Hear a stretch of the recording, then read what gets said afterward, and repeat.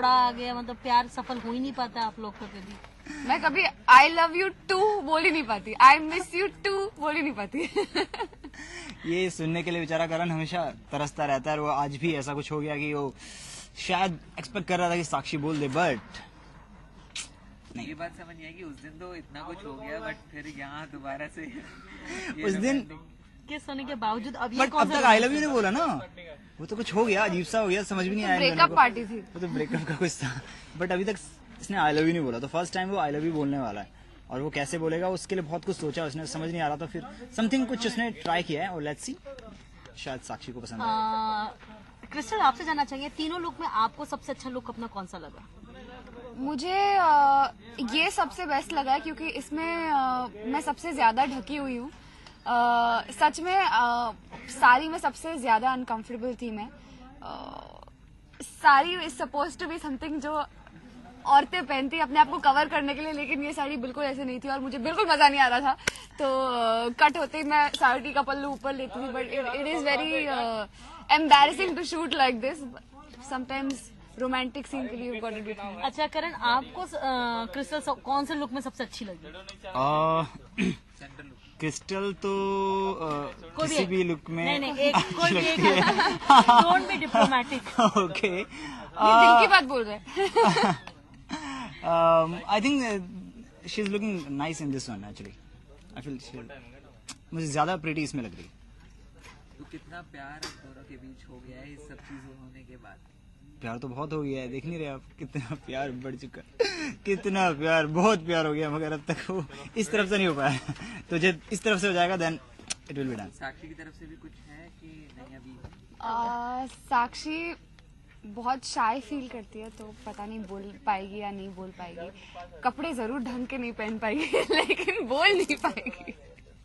ये आपने इतनी बार साक्षी को प्रपोज करने के लिए हर बार कोई ना कोई नई चीजें आपने की। साक्षी, आप कभी कुछ करेंगी करण के लिए ऐसा?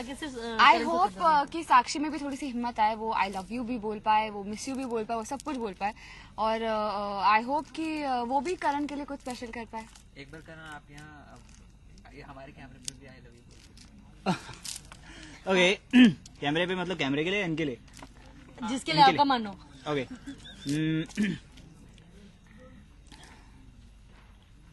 साक्षी आई लव यू। शॉर्ट के लिए बुला लो। Thank you so much. यहाँ भी नहीं हो पाया, देखा, आई लव यू टू भी नहीं हो पाया, नेक्स्ट टाइम।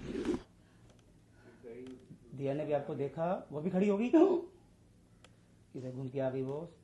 अच्छा, तो चीटिंग हो रही थी। अब आप दोनों को आधा घंटा ऐसे ही खड़े रहना है। रुपेश, पहली बात तो जानना चाहेंगे, मतलब टीवी इंडस्ट्री में आज तक हमने ऐसा कभी नहीं देखा है कि मतलब एक बहू अपनी सास को पनिशमेंट देके चली जाए। क्या था सीन? यही तो बात है, कुछ अलग होना चाहिए हटके। और क्योंकि मैं अपनी बहू को अपनी गुरु मानती हूँ, और वो मुझे पढ़ाती है और मुझे शिक्षा की तरफ मुझे पूरा इनकरेज करती हैं, तो मैं हमेशा कहती हूँ कि तो मेरी बहू नहीं, मेरी गुरु है।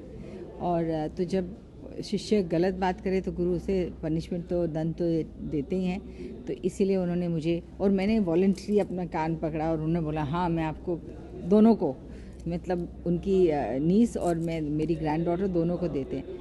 तो आई थिंक एक बड़ा क्यूट सा सीन है कि पहले तो नानी को नचाती है और फिर बोलती है चलो ये होमवर्क किसको अच्छा लगता है करना, कोई बच्चा पसंद नहीं करता होमवर्क, स्कूल में पढ़ लें वही बहुत बड़ी बात होती है, उसके बाद घर आके फिर से पढ़ाई करो, ये तो थोड़ी ज़्यादती होती है ना, पर क्या करें लाइफ में सब चीज़ फेयर नहीं है तो करने पड़ता है। अच्छा, एक और चीज़ जानना चाहेंगी, मतलब क्या पनिशमेंट क्यों मिली है, मतलब ऐसा क्या कर दिया है शारदा ने? नहीं, शारदा ने और दिया ने दोनों ने मिलके थोड़ी सी मस्ती की है। उन्होंने कहा होमवर्क बड़ा बोरिंग है, होमवर्क नहीं करना हमें, तो क्योंकि होमवर्क नहीं कर रहे हैं और होमवर्क के टाइम पे और मस्ती कर रहे हैं, डांस कर रहे हैं, तो इसीलिए पनिशमेंट मिल गई। क्या पनिशमेंट मिली है तो बताइए। मतलब पनिशमेंट लोग मुर्गा बनाते हैं या रनिंग करवाते हैं, तो आपसे क्या करवाया? हाँ, मतलब आधा मुर्गा बनाया, कान तो पकड़वाया, बस खाली ऐसे बिठाया नहीं।